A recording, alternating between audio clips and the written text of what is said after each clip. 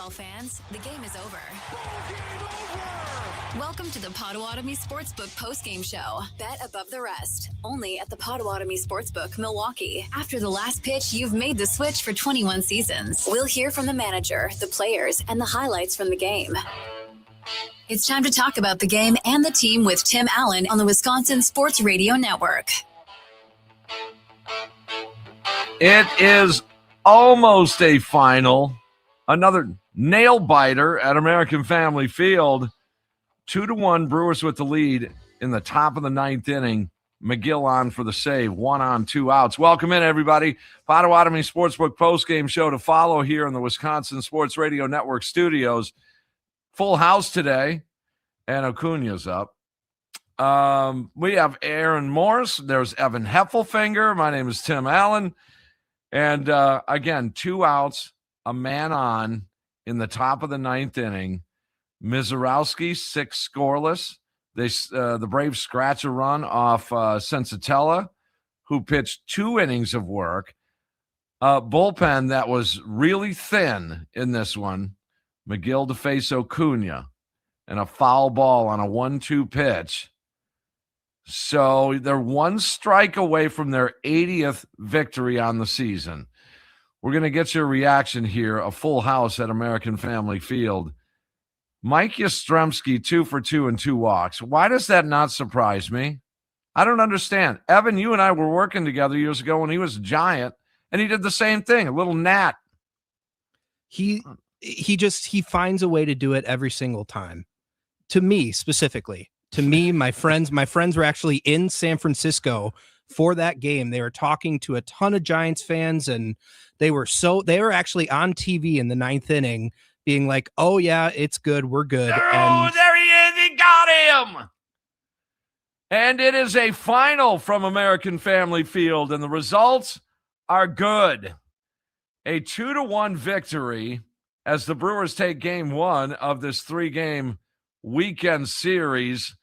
Welcome in, everybody. Potawatomi Sportsbook postgame show here in the Wisconsin Sports Radio Network studios. Tim Allen, Evan Heffelfinger, and Aaron Morris. A full house. Now, that's the way to start out a Friday night. Right there, game 1 victory. Brewers still have a chance to win the season series against these Atlanta Braves. They're going to need the sweep in this one, but I'm no expert, but when you win game 1 of a 3-game series, it does put you in a position to sweep. So, do you have the stats to prove that? Can you back that?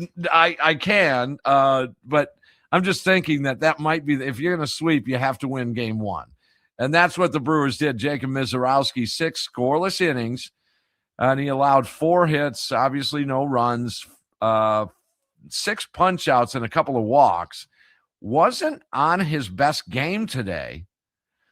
Velocity down a little bit. I don't think it was a super concerning velocity down. He doesn't go from 102, 103 to 95. I mean, there were some fastballs at 97. There were some fastballs at 101. But that slider that he is developing right now, that could be the key to opening up some really, really special things. And it's just amazing. So you had him going 6 innings. Antonio Sensatella, because the bullpen is so thin because of a 6-man rotation and these nail-biter type games, he pitches 2 innings of 1-run ball, and it got a little messy in that 8th inning. I mean, the game was on the line right there. I am screaming to go with McGill. Just go with McGill. See if you can get a 4-out save. Once you got to 2 outs and he was going to face Harris, I would have went there and to McGill, but Murph held his ground and said, look, this is the way we're going to do this. Sensatella has to work his way out of this, and he did. That was a key couple of moments in this ball game in that 8th inning. Brewers just enough offense to get this thing done, a couple of runs off Chris Sale, and I don't know if this proves anything to you guys, but pitching and defense, great pitching and defense, can win you a ball game against a pretty good baseball team. So the Brewers, they get their 80th victory here on August 21st. I mean, think about that. I mean, There's 33 games left to play, and they're at 80 wins already. Just at, let's give them 16 and 17 mark on the way out. You're looking at 96 victories playing under 500 ball on the way out here. Incredible. Just they just find a way. Want to get your reaction on this one? Nicolay Law talking text line at 414-677-1250 as the Brewers get the victory. We'll get in a call or two before the break. A 2-1 win over the Braves. Now, here's the other thing to think about. Cubs are going to play tonight. At the moment, the Brewers are 5.5 up in the Central. At the moment, they're 5.5 up on the Atlanta Braves. Now, that's key as well, because Atlanta, unless the Brewers sweep, Atlanta and Milwaukee will come out with a season series tied at 3-3 if the Brewers win 2 of 3. So follow me on this. If the Brewers and Braves end up with a season series tie at 3-3, they took 2 out of 3 in Atlanta. Brewers take 2 out of 3 here in Milwaukee, throw in the Little League game. The tiebreaker default on that one is just a head scratcher to me. I remember talking about this last year when it came to the Dodgers.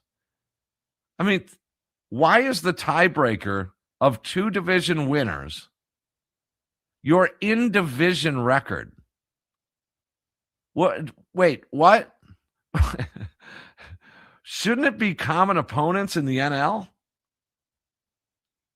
I'm just thinking. That's just me. But 5.5 game lead over the Atlanta Braves in that run for the number 1 seed. I mean, the Dodgers are in there as well, but the Brewers also at the moment. Cubs are in Seattle tonight. That can go to 6 games with a Cub loss with 33 games remaining. All of these are huge. All of these, they're just huge. Any win you can get staves off those 2 races, Dodgers and Braves, as well as the in-division Cubs. It's crazy good. Nicolay Law talking text line, 414-677-1250. Big Ron in New Jersey. What's going on, Ronald? Tim, it's been far too long, my friend. I apologize, man. I was on vacation, and then I've had some unusual fires to put out at work, so I've been a little preoccupied. That's all right. We're always here, though. Yeah, remember, we're always here. Yeah, and I've been listening, either live or to the podcast, mostly to the podcast. So you continue to be a beacon of hope and happiness in my life and all your other listeners. So it's great to call in. I'm driving in upstate New York. I'm heading up to Niagara Falls for the weekend to visit my in-laws. Nice. And so I listened to the game in the car, and I just love BA and Rock. So even though I wasn't watching, I just listened to their broadcast because I love them so much. Nothing against the radio crew, but they just do such. We're just so fortunate to have them. Yeah, they are. There was just a poll out just recently that they were the 9th ranked baseball television duo, as our BA and Rock. So that's pretty good. They bounce around a little bit, 8th to 9th, depending on the year, but that's pretty good for Milwaukee. And my other reaction, Tim, is, well, first of all, I have a question for you. Why was the game at 3 p.m. on a Friday? Okay, we wondered that too. And Aaron, I know you're a big Brewers fan, Aaron Morris in the studio, as well as Evan Heffelfinger. We had thought that this might have been to courtesy the focus on both Brewers and Packers, who play at 8 tonight. Oh, it's the Packers. That's what it is. But I don't believe that that's the full reason. I was just reading the other day that they have tinkered with the idea of doing a Friday afternoon game, and to me it makes sense a little bit, especially in the state of Wisconsin, before the kids go back to school. Because think about it, a Friday afternoon game, I think would still allow an attendance mark and permit you to get on the road after the game and head up north or head to the Dells or go to the cabin or do whatever you're going to do. The other thing, there was a Black culture festival prior to the game or event of some sort. So those three, I think, triggered a 3:10 start. I would add one more thing as well, that they wanted to play an afternoon game tomorrow due to the travel to Williamsport for the Sunday Little League World Series game. That's understandable. So in order to get a 1:10 start, they had to start a little earlier today, and so 3:10 seemed like, I'm sure, seemed enough of a distance between today's game, tomorrow's game, to be able to travel to Sunday. All of those things. It's a good question. And I wondered the same thing for the last few weeks. I kept looking at the schedule thinking that I had it wrong. It's like, why are they, wait a second, 3:10? Are you sure that's right? So I had to check a few different sources. And great breakdown of that. Those 4 reasons are very all legit. So thank you for that. And I guess my comment after the question is, they sold that place out on 3 o'clock on a Friday. A sellout. Well, I mean, Ms. Sale does help a little bit. That's in tune baseball fans. That is absolutely in tune baseball fans in my book. Big Ron, when are you coming back into the area? We got to get together again. Yeah, I got to see the Conviction Band again, man, and then buy you some beers afterwards. Deal. Like last time. Deal. Yeah. Does that extend to producers too? Yes, producers, absolutely. Both of you guys. We'll not only do beers, we'll do shots like me and Tim did when I went. Oh, I love you, Ron. Yeah, I love you. Yeah. But I tell you what, though, I'm coming in the weekend before Thanksgiving in November. So I don't know if the Conviction Plan, has a date. I'm going on a boys' weekend in Wisconsin. So I'll be in town the weekend before Thanksgiving. Okay, let's get together either way. I'll meet you up there for a beer. Sounds good. Yeah. All right, Ronnie. Up, man. Thanks, man. Thanks. Have fun travels up to Niagara Falls. We'll take a quick break. Want to get your reaction on a huge Brewers victory. To take this game 1 against the Atlanta Braves, it's against Sale. Raise your hand if you thought Mike Yastrzemski was going to do something to cause a headache. Raise your hand if you thought Mauricio Dubon was going to come through like he did down in Atlanta late in the ball game to cost the Brewers. Didn't happen today, but I did have that in the back of my mind.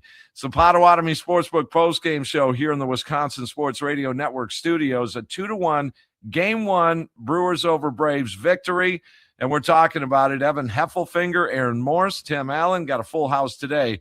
Brewers win, and we're talking about it. Stick around.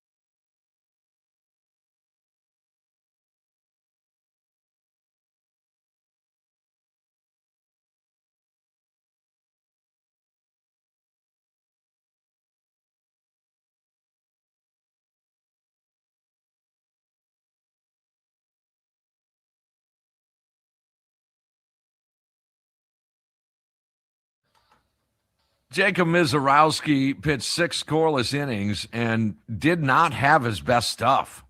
I mean, that was pretty clear. When you don't have your best stuff and you're going 6 scoreless against that Atlanta Braves offense, oh, you're pretty good, aren't you? I want to get your reaction. A 2-1 Brewers victory. It's the Potawatomi Sportsbook postgame show in the Wisconsin Sports Radio Network studios. Good way to start out your sports weekend, or at least your sports day today. You get a win over the Braves by the Brewers, and you'll get a Packers victory over the Broncos tonight. How does that sound? Go 2-0 on a big Wisconsin sports day. Tim Allen, Evan Heffelfinger, Aaron Morris. Got a full house here for the postgame show. And you guys, Nicolay Law Talk and text line 414-677-1250. Would you like a permanent, semi-permanent basis throughout the summer season? Would you guys like a Friday afternoon game? Again, for many reasons. For many, many reasons. Would that fly? I don't know, man. There's something about Friday night baseball where I come from. I'm in such a holding pattern. That would be a tough change to a pretty dominating Friday night baseball schedule. You know, I tell a lot of my friends, family, and the bandmates coming into each season, guys, Friday nights I work. For 26 consecutive weeks, it's Friday night. I work, so don't even ask. However, there are occasionally, a day game in Chicago or something. Obvious rainouts occasionally. Very rarely you might have an off day on a Friday. That happens maybe once every 5 years or so. But big win for the Brewers today, 2-1. Meanwhile, the bullpen is trying to get a little more rest. They used 2 bullpen arms today after the 6 from Miz. Sensatella, 2 innings, a 1-run ball, and McGill he's just dominating right now. We don't give him enough love for the role that he's on. He is on a massive roll. Okay, let's go to Nicolay Law Talk and text line 414-677-1250. Ken and Mia, I'm assuming you guys are together. I'm assuming you went to the game today. Yes. Hey, guys, we're leaving the game now. Evan, nice talking to you for the first time on the radio. It's been a minute. Yeah, I would say good to have you back. Well, we definitely feel like this game had that playoff feel. I mean, this is a potential first round of a playoff series game 1 matchup with these 2 guys. And then, Tim, I thought you'd appreciate this.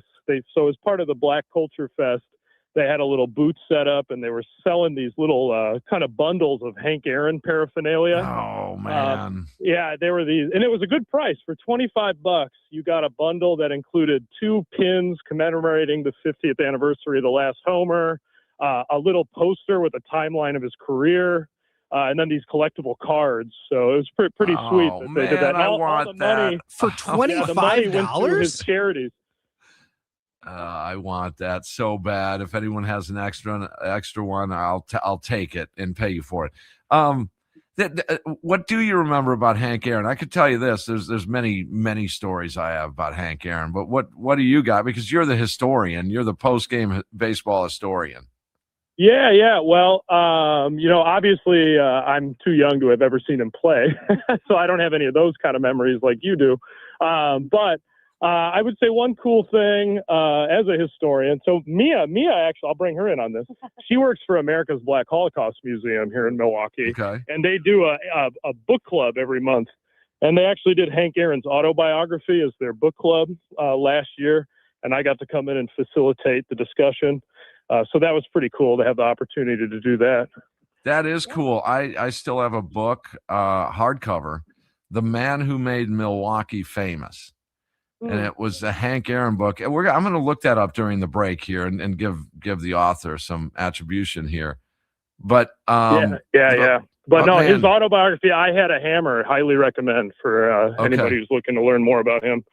Very good. All right, we got to scoot. It's a hard break here, but Ken, Mia, thank you for checking in, man. Hopefully you had a great time today. Yeah, I may have stolen that book, I got to say. statute of limitations probably up. I think it's probably from the Mauston, Wisconsin Public Library. Don't worry. You're only broadcasting this to the entire nation. Nobody's That's gonna hear okay. you. Just I'm honest. But I remember underlying certain parts, certain sentences that I liked as a kid. Yeah, when Hank Aaron was a Brewer, but I loved Hank Aaron prior to him becoming a Brewer. I was just enamored by Hank, just enamored. It was almost like he wasn't real. So they're going to commemorate that 50th year of the final home run. All right, we'll take a break here. Nicolay Law Talk and Text Line. Pat Murphy coming up. You guys can chime in at 414-677-1250. It was a huge playoff atmosphere type win today at American Family Field. A 2-1 Brewers victory to take game one of the 3-game series against the Braves. And we're talking about it. Potawatomi Sportsbook postgame show here in the Wisconsin Sports Radio Network studio. Stick around.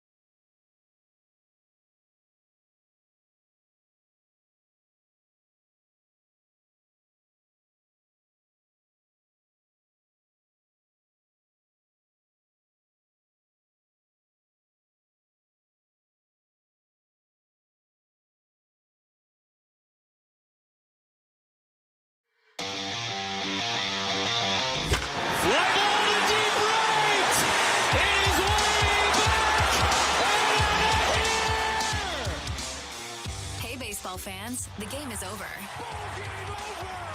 Welcome to the Potawatomi Sportsbook postgame show. Bet above the rest. Only at the Potawatomi Sportsbook, Milwaukee. After the last pitch, you've made the switch for 21 seasons. We'll hear from the manager, the players, and the highlights from the game. It's time to talk about the game and the team with Tim Allen on the Wisconsin Sports Radio Network. It was a 2-1 nail biter today at American Family Field. The Brewers got it done. Welcome in, everybody. Big win. And it's the Potawatomi Sportsbook postgame show in the Wisconsin Sports Radio Network studios. Brewers and Braves. Hank Aaron being getting some more accolade and some attention tomorrow. The Hank Aaron jersey giveaway tomorrow. How do you like that? They did a jersey giveaway of Paul Molitor years ago. I was wearing that shirt the other day, the number 4. Want to get your response on the game as well as this Hank Aaron thing.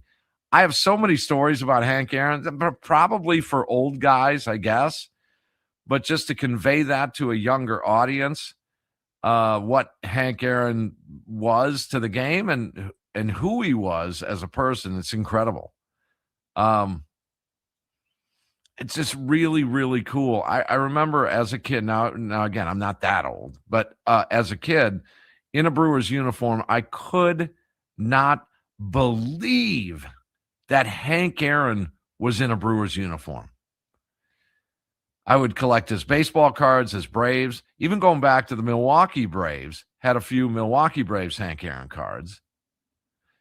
And just because I collected Tommy Aaron, his brother, baseball cards, just because because it was his brother. But I used to sneak down as I don't know, I was 12 or 13 years old, that era of when you're really enamored by these guys. And I used to sneak down to right in front of the on deck circle, just right, literally just scramble on down and, jab and move. And then I'm sitting here and then I move up a little bit. Thought I was a smart guy. Ushers they knew full well. You got to believe that they knew. And they were I wasn't causing trouble or anything in my camera and just wanted to come down. I ended up missing out on a lot of pictures of Hank Aaron in the on deck circle because I was so enamored with him. I couldn't help but just stare at the guy. I mean, think about that. He's the home run king, this iconic presence. And I just got so nervous because I'm literally 6 feet from him, 6 or 7 feet from him. And he's in the on deck circle and I'm just staring at him. Just really, really something. And to be in a Brewers uniform finally, and I'll get back to the calls here in just a second. A couple of other things. One would be that showcase. I've touched on this many times over the years at Old County Stadium in that cavernous concourse. When you get in there, they had a showcase on the wall of Hank Aaron and his uniform and his shower sandals and his, I don't know what else was in there. Just maybe a glove was in there, a bat across the top. Take pictures of that and just stare at that stuff. Like, wow, he wore that uniform. And it was a Brewers uniform. So who wrote that book I stole from the Mauston Library? Evan, did you look that up? According to the internet, it says Don Money. Maybe involved in it. Good old number 7. Frank Charles, the organist at the time. Da da da da da. You were in the money when he would come up. Yeah, maybe it was them. I'll have to look for it. All right, back to you guys. Any memories of Hank Aaron? Since I'm off tomorrow, I will still have a show tomorrow, but I'm off. It's my son's 30th birthday. I mean, I guess it's a big deal. So I'm off tomorrow, but we'll get to your phone calls. Nicolay Law Talk and text line 414-677-1250. And Ms. Zarowski, now with his best stuff, interested to hear from Pat Murphy on that note. Have you noticed the slider being developed a little bit? Oh my goodness. If that's a wipeout pitch with articulation, that would be something. but working on his off-speed stuff, he didn't have overpowering velocity. That's how good this cat is. He's that good where he's not throwing 103, 104 to get outs. He's throwing 97 to 99. Mere mortal numbers. All right, let's go to our buddy Chase on the Odyssey app out on the left coast. What's going on, Chase? Hey, what's up, Tim? Man, games like this make me believe that we can win it all. Sale is not just a guy, and he gave up 8 hits, which means I think we can hit versus the best the game has to offer. Yeah. And seeing Contreras get warm, can you imagine if his bat gets hot the way that you and me both know that he's capable of? I mean, hey, sky's the limit. I say watch out. Do you now I know you're a big collector of memorabilia and cards. Do you have Hank Aaron cards? You know what? I have an old Hank Aaron card. I'm not going to go bore you and try to find it right now and take up all this time, but I got one for my son just so he can say it was when he was a Milwaukee Brave. It's just one of those old school, like, face, cards. He's not like doing anything like hitting a ball or nothing. It's just one of those old school picture with a ball cap on, with his hammer and Hank.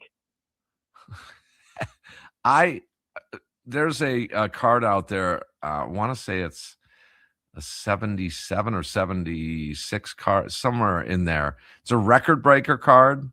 First of all, when you got your first Brewers Hank Aaron baseball card, that was amazing to me. That was a big, big deal in little Timmy's life.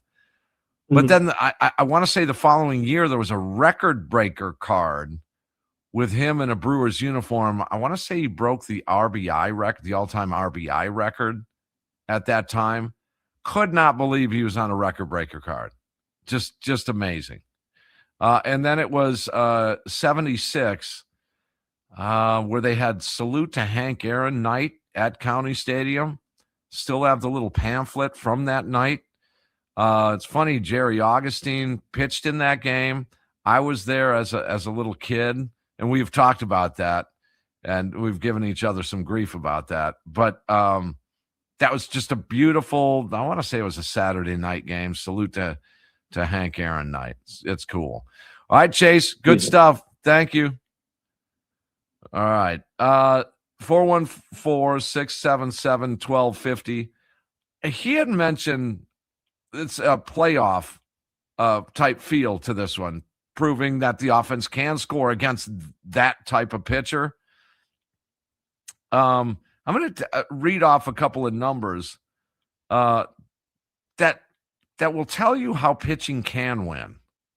Okay, I'm going to give you some numbers about Dodger hitters. Okay, if that's the bar we're measuring, you got to shut down the offense of the Dodgers and do your best to score at least a few runs like you did today. All right, let's see here. Ohtani, 1 for 11. Freeman, 1 for 12. Tommy Edman, 2 for 12. Mookie Betts, 1 for 10. Teoscar Hernandez, 1 for 11. Muncy, 0 for 7. That was in the series against the Diamondbacks, in which the Dodgers couldn't get out of their own way offensively. Fast forward a week or so later with the Brewers series, Ohtani, 3 for 15. Freddie Freeman, 0 for 11. Mookie Betts, 2 for 13. Kyle Tucker, 0 for 11. You can beat these teams with good pitching. And those were numbers in 2 different series that the Dodgers have played. Now, will they flip a switch and then all of a sudden they're going to hit in the postseason? Maybe. I'll take my chances with some stellar pitching on top to keep you in games. They were in some of those games in the NLCS. Let's not forget that.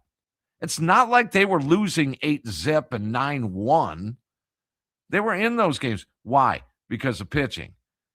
So just more proof that you can beat teams like that and teams like this, holding them to 1 run. Why? It's great pitching. All right, where are we going? Who's leaving the game? There, Evan. Let's I'm sorry. go to Jim leaving the game. Jim, what's going on? A 2-1 Brewers win. Oh, Tim, huge fan. First time, long time. Just an honor to be able to be on the show here with you. Thank Driving you. back, we were in the 200 section, so I couldn't really see, location, but I could see the velo dropping down. Seeing him work through 6 innings, gutting through it, kind of struggling with location, velocity wasn't there. It was incredible. And I'm just in love with this team just like you are, man. Such a huge fan. All right, Jim, thanks a lot. Don't be a stranger. That's one of the things on this show that we're not going to ever embarrass or belittle you guys ever. I won't. I can tell you that. And I haven't.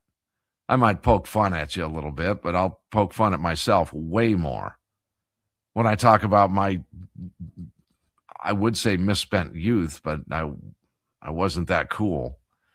I'll rip on myself more than anything. That the ball glove hanging on my handlebar and trying to find someone to play baseball with. And if you can't, then you go to the dime store and you look at gear that you can't afford to buy, or buy a pack of baseball cards and get yourself a Hostess apple pie and a Mountain Dew and a bag of Doritos and 2 packs of baseball cards, all for $1. I mean, you can call it Nerd City, and I'm right there with you. I don't know if kids do that anymore. Do they? Evan, did you ever do that? Ride around on a bicycle, just looking for a ball game, just a pack of baseball cards and a bag of Doritos? If my parents ever trusted to give me money, maybe. I definitely did ride around on the bike a little bit, and I did have some neighborhood ball, like they weren't even that great of fields, but it was enough where you can get a ball game going. And I played in a couple of those, but not as much as I would wish. Yeah. Snot-nosed Timmy, I think I call myself at that time. All right. Who's next? On the Nicolay Law Talk and Text line, 414-677-1250. Mike, you are next. What's going on, Mike? 2-1, Brewers win. Hello, fellas. Thanks for taking my call. Real quick, the hitting was not there today, but our pitching came through, and I think the biggest play was that catch that Lara had made in the 8th to save it with the bases. It's just that, if Ortiz is not on, if Sanchez is not on, those are our weakest links in the batting order, I think. And then here comes Lara. So it's a great game. It's a great victory. And we're rolling into the weekend with the Packers up next. Go Pack Go and go Brewers. There you go. Let's go 2-0. You mentioned the hitting just enough. Let's not forget the hitting got 2 of 3 in the Seattle series. I mean, we have to give them credit. We have to give them credit for the offense. I'm talking just the offense I'm talking about. Today against Chris Sale, you scraped up a couple of runs. I love making up words, as you guys know. You get a couple of runs, but the phenomenal pitching made it hold. Sometimes you're going to have to win these games. These games against these opponents, especially down the stretch and in the postseason, the Braves got a lot to play for, guys. They do. They're eyeballing the 1 or 2 seed. That's huge for a team this year or these years. But again, if your offense can do enough against that guy and your stud, you put up 2 against their stud, our stud just scoreless through the 6, keeps you in it just keeps you in games. What was I saying a couple of months ago? Pitching will keep you in all these games. Now, the unfortunate thing, they're all nail biters. That's what's going to happen in the postseason. I was listening to my boys, Pipe Bomb and Justin in North Carolina, their podcast, Cream City Curveball, if you want to check it out. They were talking about that. Pipe Bomb brought up, in the postseason, these games are tight. You don't see a lot of 8-2, 9-1 ball games in the postseason. They're 4-3, 3-2, 2-1. It's tied 2-2 in the 7th. So these are the types of games you're going to have to win and get you just enough. Let's go to Joe. Joe, what's going on? You're next on the Potawatomi Sportsbook postgame show. Hey, what's going on, guys?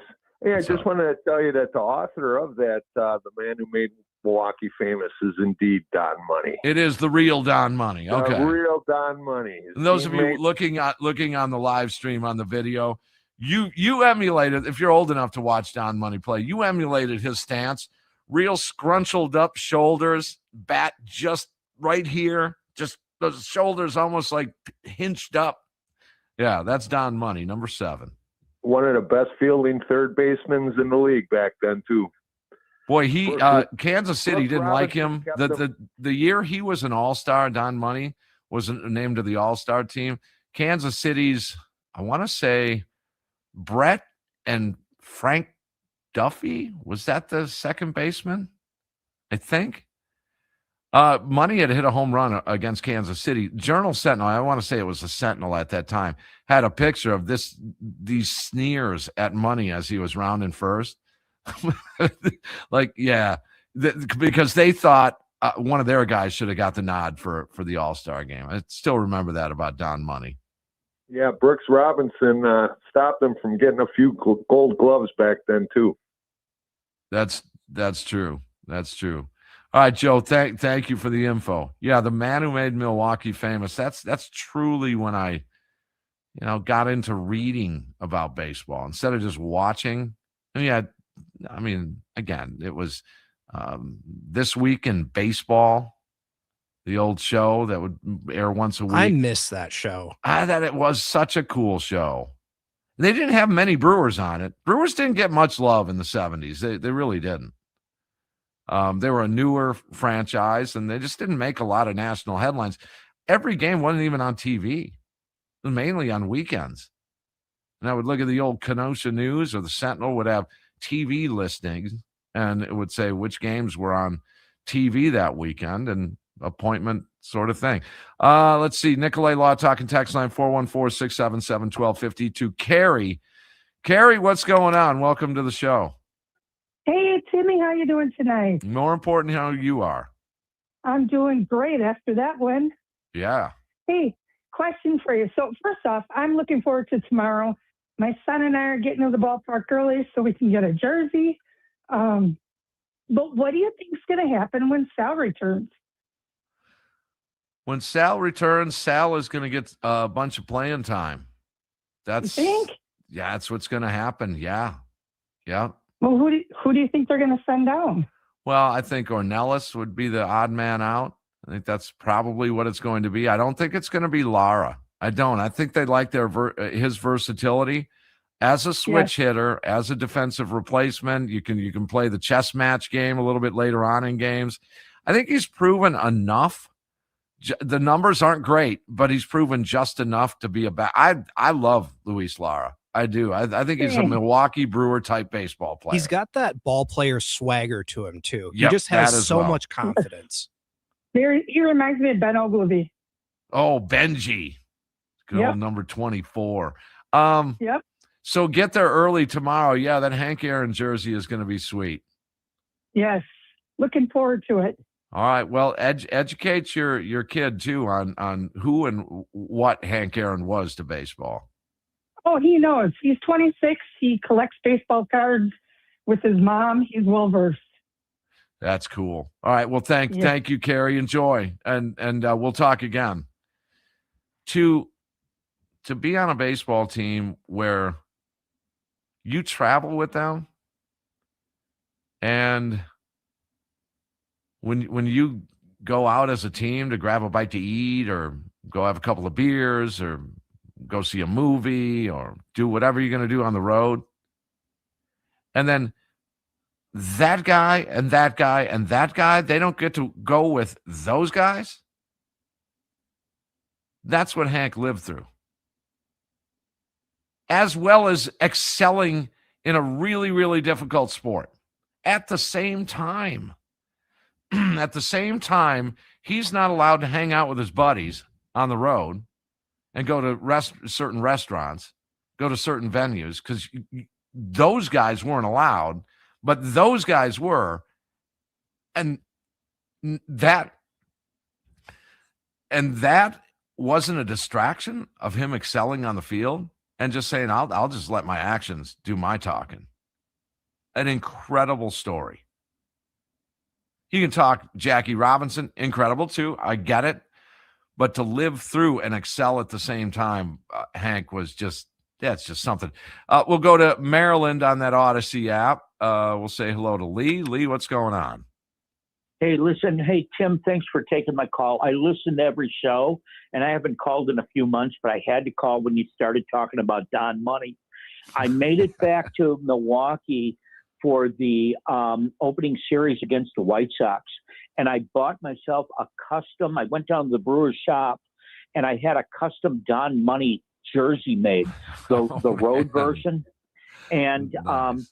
I wore it to a series in St. Louis back right after 4th of July, and I got so many compliments from the St. Louis fans about the Don Money jersey.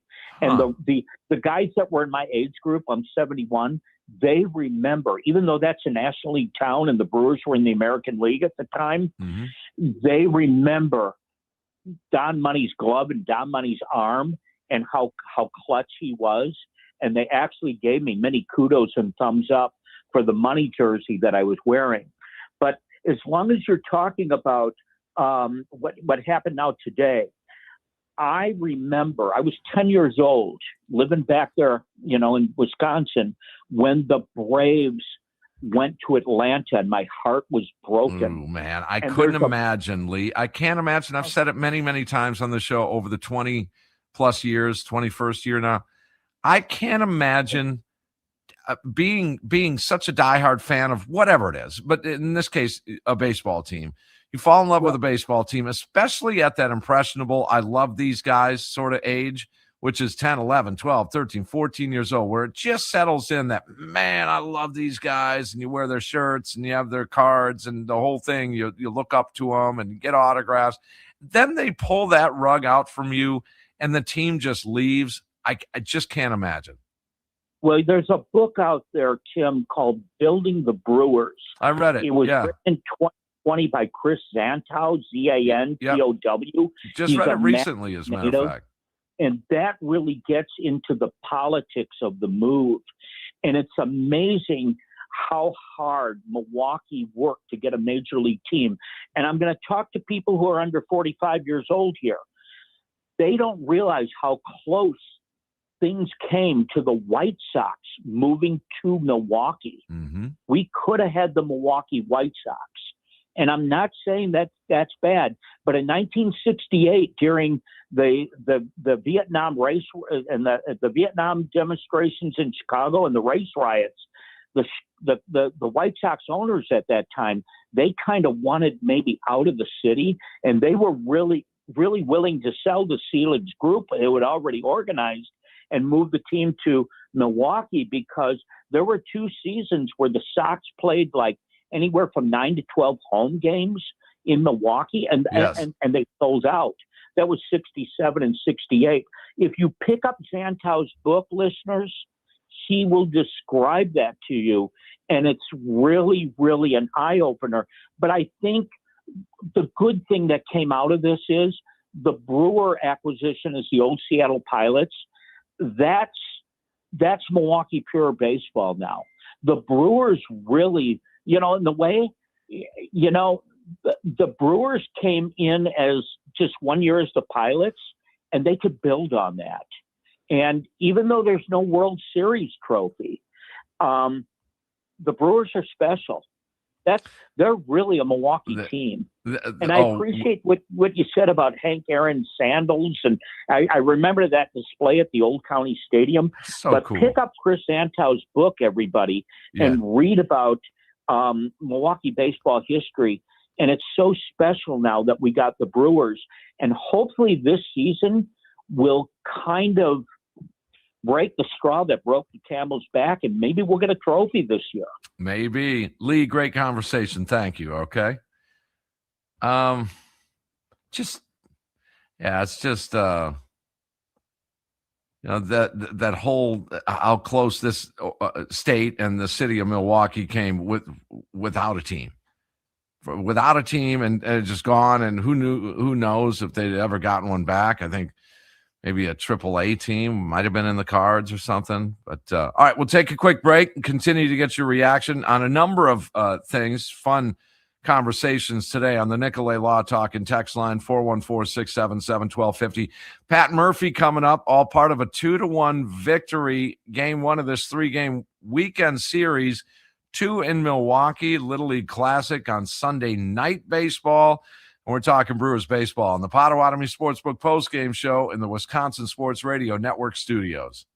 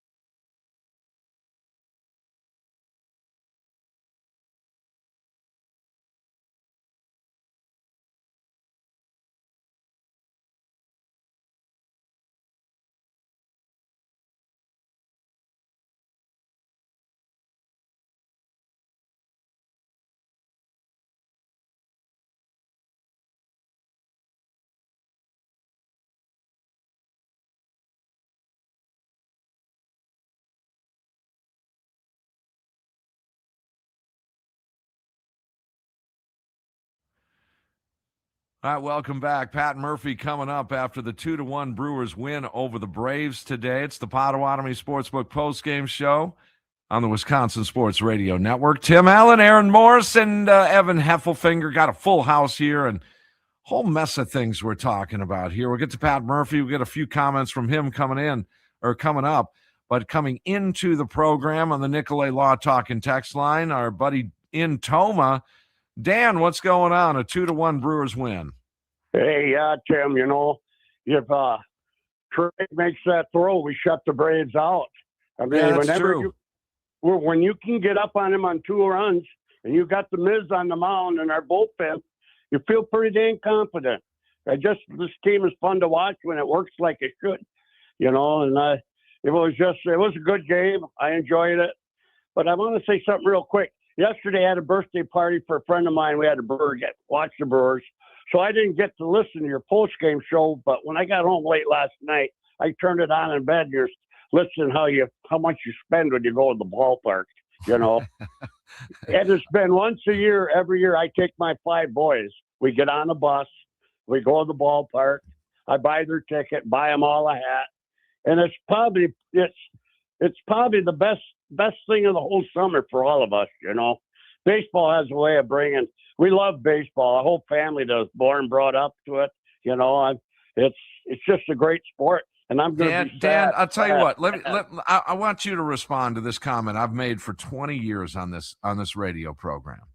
When people gripe about why do we have to pay taxes for a baseball team when the owner's making all this money, and really it equates to, I don't know where you're at economically, but I don't know, whatever it is, $15, $20, $22 a year, whatever it was with the 5-county tax.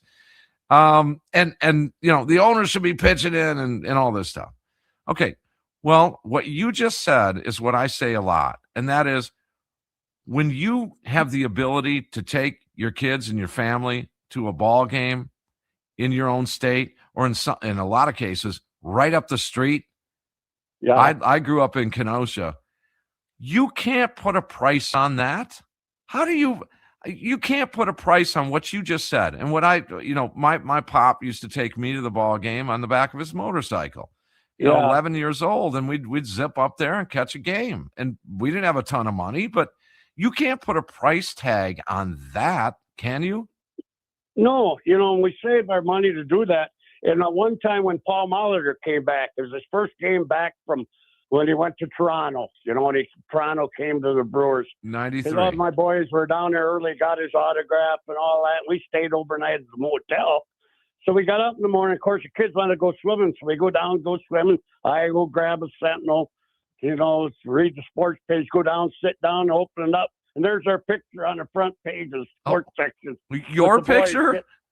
Get Molitor's autograph. It was when you take your family to the ballpark, it hurts to spend money, but they remember it, and it's a good time. Yeah, that's a great time. Dan, thank you, man. You're a true baseball fan. True. And a good man. 5 boys. You're raising 5 boys.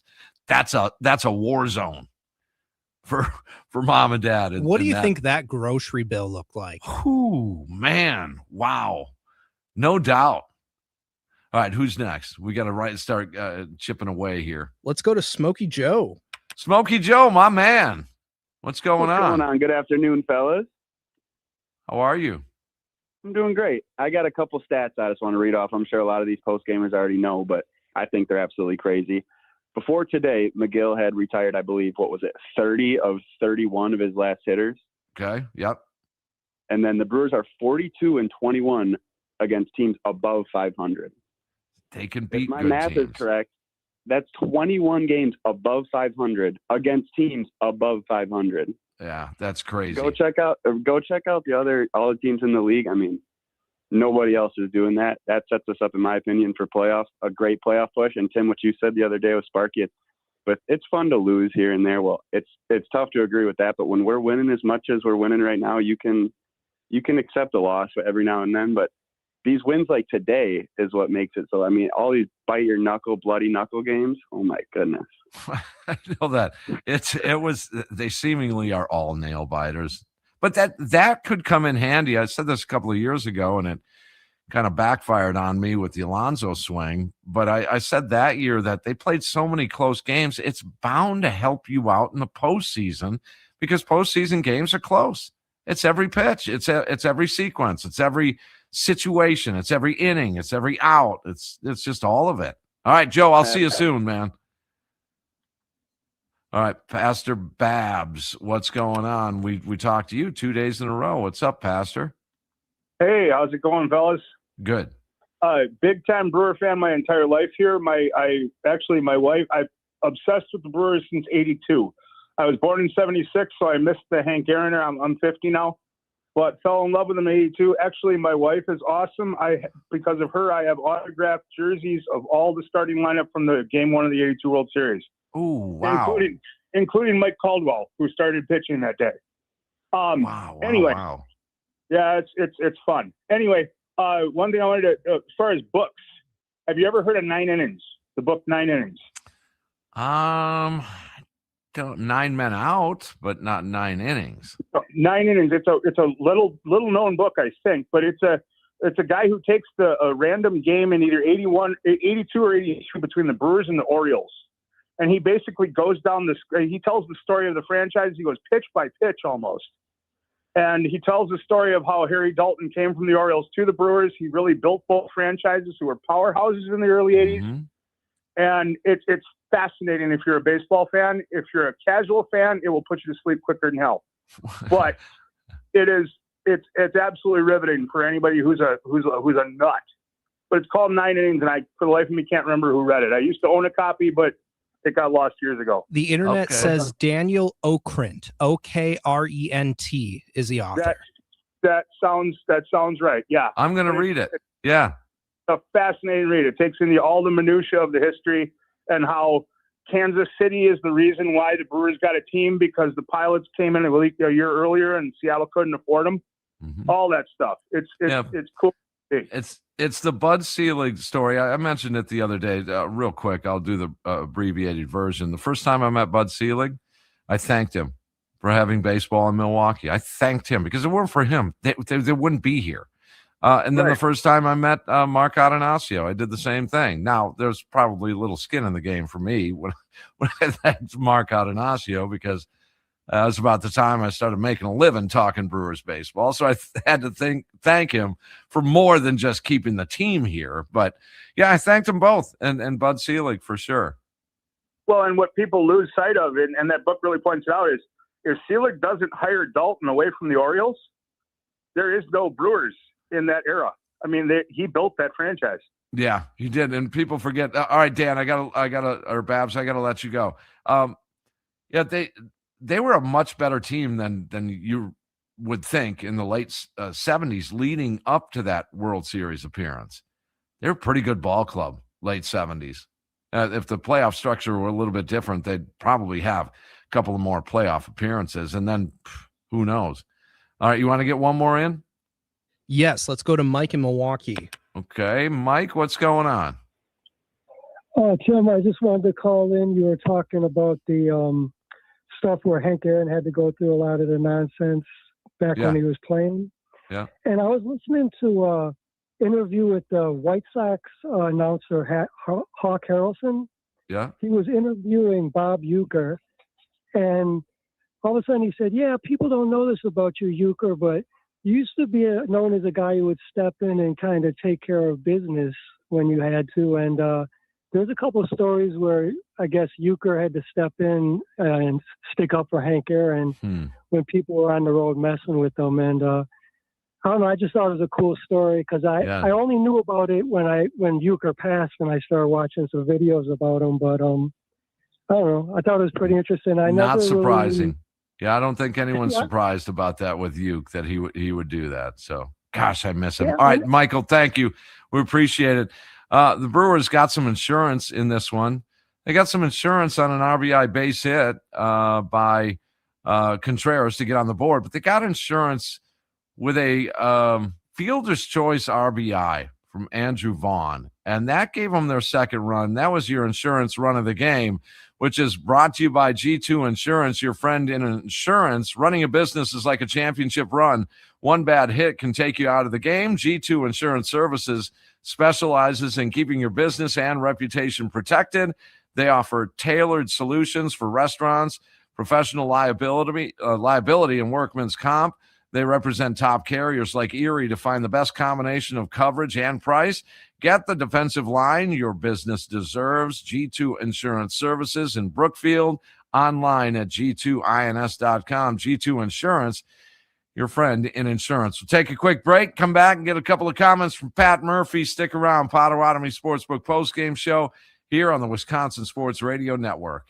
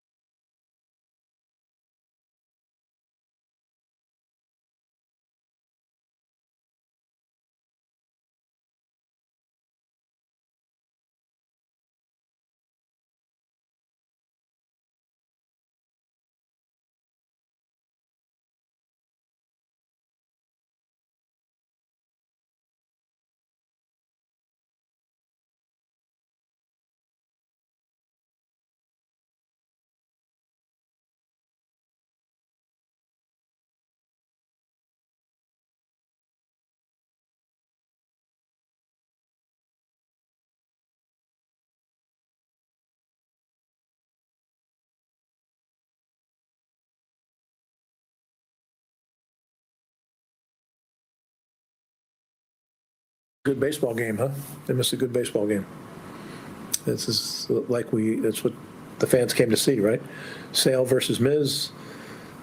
It was really Braves versus Brewers, but a lot of people came for the other. Sale was great. Miz pitched well, but a lot of great performances. It was defense all over the field, right? Look at Acuna's throw. Who else made a good play for them? They did some good things defensively. Who's that? What play was that? You could have dropped it 3 times and double off, Gary. True or not true? I think so. You could have went to the center fielder and you could have relayed it. What about the way his pitch, though? It was slider, cutter, heavy. Had to be, you know. He didn't have he wasn't in sync early on. You could see that. But he competed, and that was special. And when you see the fastball's not as zippy as it normally is, do you think, is that just Is that a term you use? Is that a zippy? Do you get the sense it's just like a today mechanical thing, or do you ever wonder if? Yeah, you know, sometimes it's like, yeah, could be. You know, there could be some fatigue involved here, but we're trying to get him to understand that you don't have to feel great to perform great. And I think he's getting that. First half was fun. Do you think these couple coming in here, the see space somehow was having his best? Do you think that's giving him some tests that he wasn't necessarily getting early on? Yeah, for sure. For sure. When he's 104, 105 in the first inning, they got no shot. Now throw in some shadows, which we really didn't have today, but throw in shadows. Now, you know, he's unhittable for 3. Now you got to settle down. Does he have the other stuff? I think today teaches him, I got to pitch a little bit. I got to make pitches. And, yeah, he looked a little fatigued to me. He didn't have as good rhythm. But, again, we're talking about, you know, an elite level talent. I thought Sale is a great guy for everybody to watch, man. The guy can really, really pitch. And I think our guys battled and did a nice job off him. You got to mention Contreras, like right off the bat. Heads up defensive play, throwing the guy out in a delay, Acuna, and then 4 hits. You know, like it was just a great day for William. Just an elite day, you know. Churio with a big hit like normal. Had some good at-bats. Vaughn had a good at-bat. Yeah. Lara, what can you say about Lara? I mean, the catches he made 2 nice catches. Churio with a great defensive play. Lara, 2 good swings in his 3 at-bats. That was great. 8 singles for the offense today against Sale. What does that say about the approach when facing a guy like that they were able to shorten up and kind of take what he was getting? Yeah. That's if you're going to beat Sale or you're going to score anything off him, you can't swing big. You know what I mean? Because his stuff is running around. He's got that low release. It's hard to pick up, and the ball looks like it's just taking off on you. So you have to stay short and just kind of paper cut. And the big thing is get him out of there. You know what I mean? And whoever else they got, and they got a fabulous pen, but whoever else they got, get him out of there. You know what I mean? And then we'll deal with it. And that's just what the guys did, so I'm proud of them. 23 pitches in the first inning, and then Gary swings at the first pitch in the second inning. That's when, if we had taser, that idea that I have, the tase idea, that would have been Gary going to first. I might have had to tase him twice because even the first tase might not have stopped. All right, there he is, Pat Murphy. Well, what about the taser for William the other day? If he did have the tase, would Gary have run out that double play? Oh, might have helped him. Yeah, it might have goosed him a little bit. All right, there is your manager, Pat Murphy, after a 2-1 win over the Atlanta Braves. And the Brewers now 80-49, 31 games over 500. They'll go back at it tomorrow. And it is a 1:10 Saturday game, which which is a little bit different. We went over that earlier in the program. But a 1:10 first pitch leadoff show is going to get you ready at noon. And after the game, yes, we'll be here, Potawatomi Sportsbook postgame show in the Wisconsin Sports Radio Network studios as Logan Henderson. Keep him in the ball game against Perez, who's been dynamite for the Atlanta Braves. So that'd be another tough game tomorrow. Tomorrow's game, Evan, I got to say, something weird's going to happen in tomorrow's game. I got a feeling. Something weird. I don't know if it's a triple play, a near no-hitter, someone throws an immaculate inning. Just something different's going to happen. How about a Yelly cycle? Oh, yeah, something like that. Exactly. The legend of Hank Aaron is going to speak loudly tomorrow. Yeah, we'll see what happens. But again, a 1:10 first pitch. And after the game, we'll be talking Brewers baseball right here on the Wisconsin Sports Radio Network. Big win for the Crew, 2-1 the final. Enjoy this one and enjoy some Packer football tonight as you get your fantasy teams dialed in. All right, you guys have a great night. We'll see you soon. Remember, as always, smile, Wisconsin. Bob Uecker is smiling back.